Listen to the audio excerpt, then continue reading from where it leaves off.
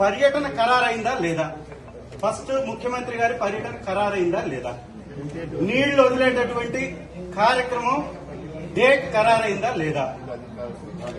ముఖ్యమంత్రి గారి పర్యటన ఖరారైంది కదా. 31వ తారీఖుని ముఖ్యమంత్రి గారే ప్రకటించారు కదా. మొన్న ఒక మీటింగ్ లో చూశాను, వైరల్ అవుతుంది. 31వ తారీఖు వస్తున్నారని చెప్తున్నారు, నీళ్లు వదులుతున్నామని చెప్తున్నారు. 31వ తారీఖు నీళ్లు వదులుతుంటే 25వ తారీఖు 24వ తారీఖు ఇంకా వీళ్ళ డేట్లు ఇవ్వకపోతే, ఒక సుంకేసుల్లో 400 ఉంటే, ఒక గొట్టిపడిలో 200 ఉంటే, మిగిలినటువంటి గ్రామాలు కల్నూతల, గుండంచెర్ల, తాండాలు, ఇవన్నీ మీరు చూసేది ఎప్పుడు, ఇచ్చేది ఎప్పుడు, వాళ్ళకి భరోసా ఎప్పుడు? రెండవది సార్, సుంకేసులకు ఇచ్చినటువంటి ప్లాట్లు చూసారా మీరు? చిల్లకంపలు కొట్టి అది డెవలప్మెంట్, సదుపాయాలు కల్పించినట్ట. ఇంతెత్తు కల్నూతలకు ఇచ్చినాయి సార్. కల్నూతలకు ఇచ్చినటువంటి ప్లాట్కి ఇంతెత్తులో రోడ్డు ఉంది. ప్లాట్కి ఇంతెత్తులో రోడ్డు ఉంది. ఎట్లా దానిలో గుడిసేసుకోవాలా? ఎట్లా నివాసం ఏర్పాటు చేసుకోవాలా? ఏ విధంగా వాళ్ళు వెళ్ళి అక్కడ గుడిసెలు నిర్మాణం చేసుకుంటారు? మట్టి తోలడానికి కనీసం 3 నెలలు పట్టిద్దండి సార్. 3 నెలలు పట్టిద్ది మట్టి తోలడానికి. ఒక్క నిమిషం ఒక్కొక్కటి సార్. కల్నూతల ఇచ్చింది దేవరాజు గట్టికి, ఇడుపూరికి మధ్యలో ఉంది. ఇడుపూరులో ఉంది. అది ఒక్క నిమిషం సార్, మీరు రాసుకోవడం కాదంటే మీకే తెలియలేదంటే మీరు వీళ్ళకి నివాస స్థలాలకు సంబంధించినటువంటి సదుపాయాలు మీరు ఏర్పాటు చేసినట్టేనా?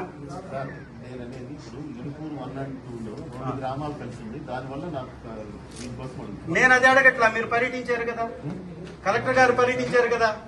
మరి ప్లాట్లు ఈ ఎత్తులో ఉంటే, ఈ ఎత్తులో ప్లాట్లుకి రోడ్డు ఉంటే, ఈ ఎత్తులో రోడ్డు ఉంటే దానిలో మట్టి తోలకుండా ఏ విధంగా అక్కడ వాళ్ళకి నివాస స్థలాలు ఏర్పాటు చేసినట్టు మీరు ప్రకటనలు ఇస్తారు? సదుపాయాలు పెట్టేసినట్టు ప్రకటనలు ఇస్తారు? ఓ వాటర్ ఇచ్చారా? ఒక డ్రైనేజ్ క్లీన్ చేశారా? ఒక కరెంటు సప్లై ఇచ్చారా? మట్టి తోలించడానికి 3 నెలలు పడితే ఈ 3 నెలలు వీళ్ళు కిరాయిలు కట్టుకుంటే వాళ్ళకి వచ్చిన R&R ప్యాకేజ్ డబ్బులన్నీ ఆ కిరాయిలకు వెళ్ళిపోతే వాళ్ళు ఏం తినాలా? 2013 భూసేకరణ చట్టం ప్రకారం మీరు ఖాళీ చేయించే రోజుకు 18 సంవత్సరాలు వచ్చిన ప్రతి ఒక్కరిని ఎలిజిబుల్ లిస్ట్ లో తీసుకోవాలా. వాళ్ళు ఒక 1100 మంది ఉన్నారు. వాళ్ళు ఏం చేయాలా? వాళ్ళు ఇళ్లు వదిలేస్తున్నారు. ఇక్కడికి వచ్చి కిరాయిలు తీసుకోవాలంటే మార్కాపురంలో కిరాయిలు తక్కువ ఉండవు, వేరే చోట్లేమో అన్ని ఇళ్లు అందుబాటులో ఉండవు. వాళ్ళు కట్టుకోవడానికి మీరు సమయం ఇవ్వరు. ఏంటి దుర్మార్గం? ఏం చేస్తున్నారు అసలు అధికారులు? వీళ్ళందరికీ కనీస సదుపాయాలు ఏర్పాటు చేయడంలో ఆ పక్కనే లేఅవుట్ వాళ్ళు మట్టి తోలుకుంటున్నారు.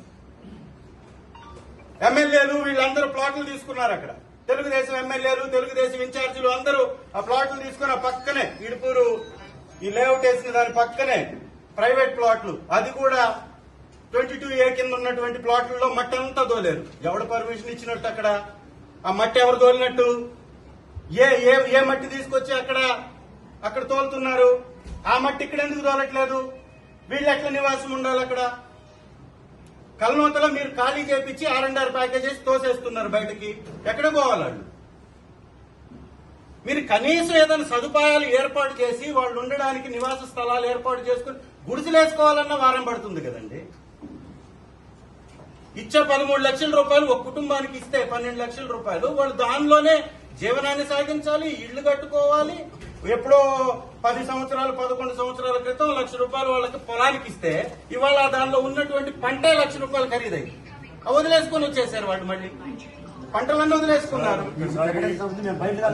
అధికారులు పంటలు వేయకుండా వీళ్ళని నివారించలా, వీళ్ళకి సరైనటువంటి ఇన్ఫర్మేషన్ ఇవ్వలా. వీళ్ళు పంటలు వేసుకున్నారు.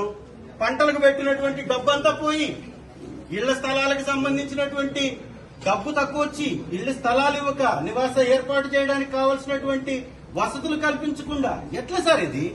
ఎన్ని రోజులు దీన్ని ఖాళీగా మీకు సహకరిస్తూ పోవాలి? ఏం మాట్లాడట్లేదని కలెక్టర్ గారు వెళ్ళి అక్కడ కూర్చుంటే ఎట్లా? ఇక్కడే కూర్చుంటాం కలెక్టర్ గారు వచ్చిందాక. కలెక్టర్ గారు వీళ్ళకి భరోసా ఇవ్వాలి.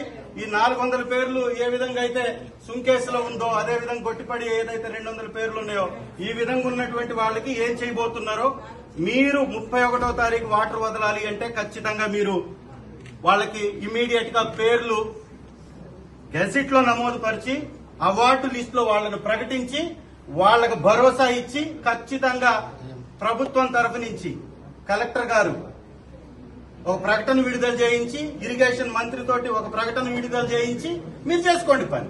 మేము కాదనట్లా, నీళ్ళు ఇవ్వండి అంతే తప్ప ఇదేం దుర్మార్గం? ఎన్నిసార్లు తిరగాలి వాళ్ళు? ఇక్కడేదో పోలీసులు పెడతారు. ఏం చేయడానికి వస్తున్నారు సార్? ఇక్కడ ఏమైనా దొమ్మి చేస్తావా, గొడవ చేస్తావా, ఏం చేస్తాం? ఎందుకు పోలీసులు? ఏం చేయడానికి? లాస్ట్ టైం వచ్చినప్పుడు కూడా అక్కడే పోలీసులు పెట్టేసి అందరిని అడ్డుకున్నారు. సార్, ఇది మంచి పద్ధతి కాదు. మీరు గ్రీవెన్స్ పెట్టారు, సంతోషం. ప్రజా సమస్యలు తీర్చడానికే గ్రీవెన్స్. ఇంతకంటే పెద్ద సమస్య మార్కాపురం జిల్లాలో లేదు. వాళ్ళ జీవితాలకు ముడిపడి ఉన్నటువంటి బంధాలని, సంబంధాలని, వాళ్ళకు ఉన్నటువంటి అన్ని తెగదింపు చేసుకొని వాళ్ళ జీవితాలను దారాదత్తం చేస్తున్నారు వెలుగొండ కోసం. మీరు వాళ్ళని ఇట్లా అవమానపరచటం, అన్యాయం చేయటం, రోడ్డు మీద నెట్టడం మంచి పద్ధతి కాదు. మీరు కానీ దీనికి సరైనటువంటి ఈ రోజు భరోసా ఇవ్వకపోతే 4 నియోజకవర్గాల నుంచి అందరూ వచ్చేయడానికి కూర్చుంటాం. మీరు ఎంతమంది పోలీసులను పెట్టినా కానీ మీరేం చేయలేరు. క్లియర్ గా చెప్తున్నాం.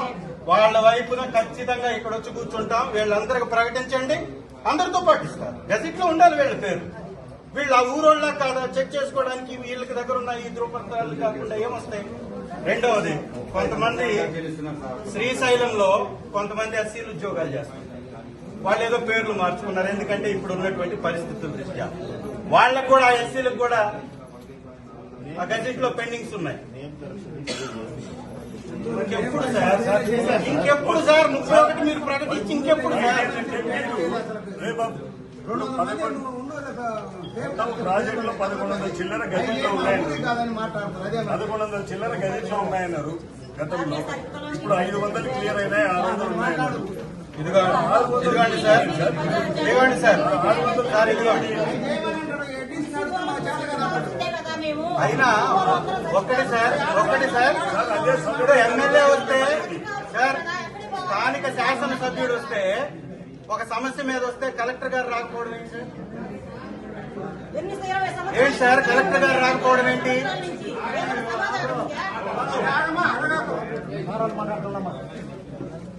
ఇవ్వండి సార్. 1100 చిల్లర్లో ఏదైనా కానీ 5 ఎవిడెన్స్లలో ఏది ఇచ్చినా కానీ తీసుకుంటామన్నారు కదా. ఇప్పుడు 500 ఎందుకైనా మిగిలిన 600 ఎందుకు కాలేదు సార్?